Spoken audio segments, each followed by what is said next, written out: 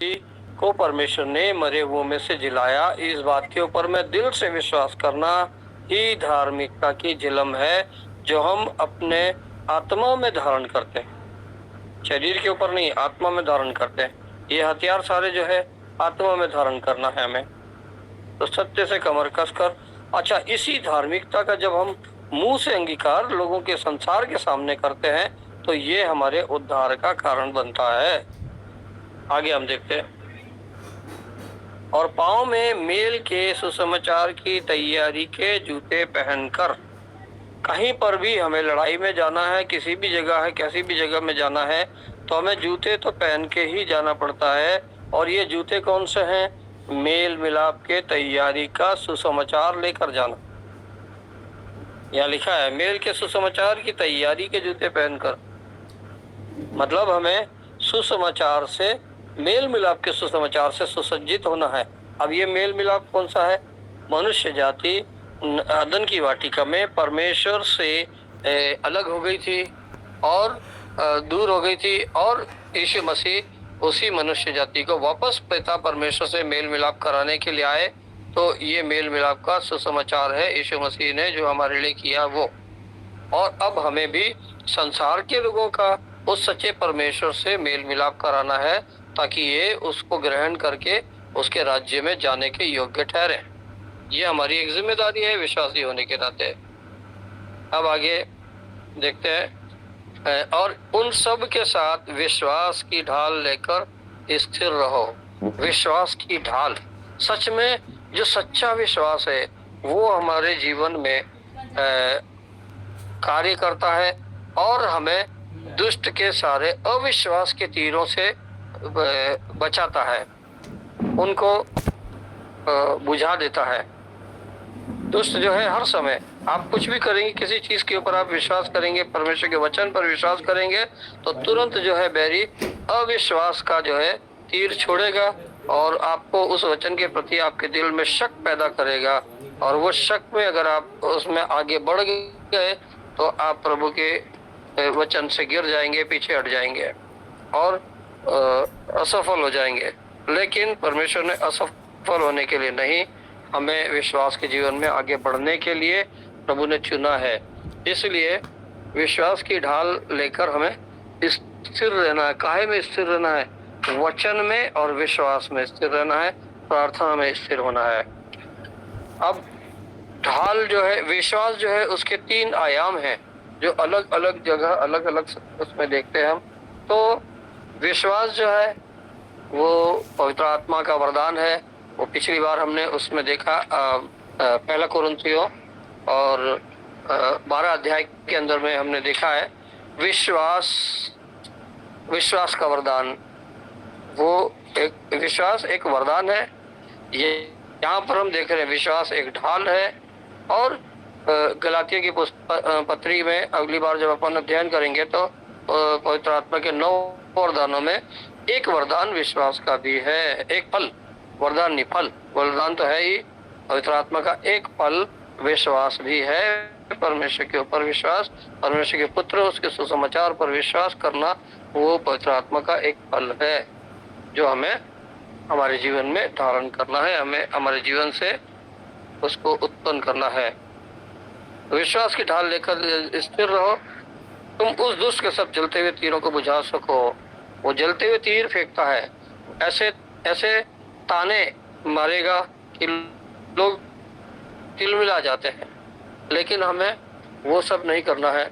वो कैसे भी ताने मारे, हमें शांत रहकर प्रभु की महिमा करना है। आगे लिखा है 17 पद में, और उद्धार का टोप, उद्धार का टोप, क्योंकि बैरी हमारे मस्तिष्क पर, हमारे विचारों पर आक्रमण करता है। तो हमारे विचारों को बैरी के आक्रमण से बचाने के लिए उद्धार का टोप हमको पहनना है। जब उद्धार हम पा लेते हैं, जैसे अभी हमने रोमियन 10 के 9-10 में पढ़ा कि मुंह से अंगीकार करके उद्धार, मुंह से अंगीकार करें तो उद्धार पाएंगे। तो ये उद्धार जो है ये हमें पाना है और इसमें बने रहना है। आगे हम देखते हैं उद्धार का टोप और आत्मा की तलवार जो परमेश्वर का वचन है ले लो। इब्रानियों की पुस्तक उसका 4 अध्याय उसके 12 पद में लिखा है कि परमेश्वर का वचन दो धारी तलवार के समान, दो धारी तलवार के समान। तो दो धारी तलवार का क्या मतलब है?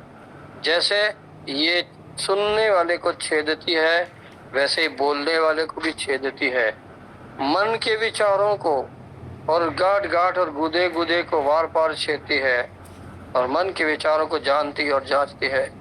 सच में परमेश्वर का वचन सामर्थी वचन है। ये हमारे जीवन में ऐसी तलवार का काम करता है।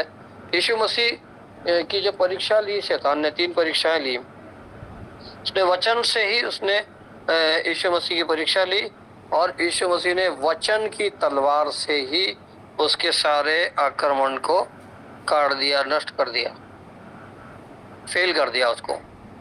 तो ये वचन जो है परमेश्वर का वचन है, यही बैरी के सामने खड़े रहने के लिए हमारा एक हथियार है। अब ये जो हथियार है, जो 7 हथियार हम देखते हैं, इसमें अब आगे और एक हथियार देखेंगे अपन। और हर समय और हर प्रकार से आत्मा में प्रार्थना और विनती करते रहो और इसीलिए जागते रहो कि सब पवित्र लोगों के लिए लगातार विनती किया करो। तो लगातार आत्मा में जो प्रार्थना और विनती है, ये 7वां हथियार है। तो 5 हथियार जो है वो तो काम में हाथ अपने, जैसे कहते हैं अस्त्र और शस्त्र बोलते हैं ना, जो उसमें से कुछ तो दूर से फेंक के मारने के होते हैं और कुछ जो है हाथ में तलवार, जैसे तलवार ढाल लेके अपन लड़ाई, पुराने समय में लड़ाई लड़ते थे। तो यहाँ पर जो शस्त्र है हमारे, वो है एक तो आत्मा की तलवार, परमेश्वर का वचन है और विश्वास की ढाल है, ये दोनों है।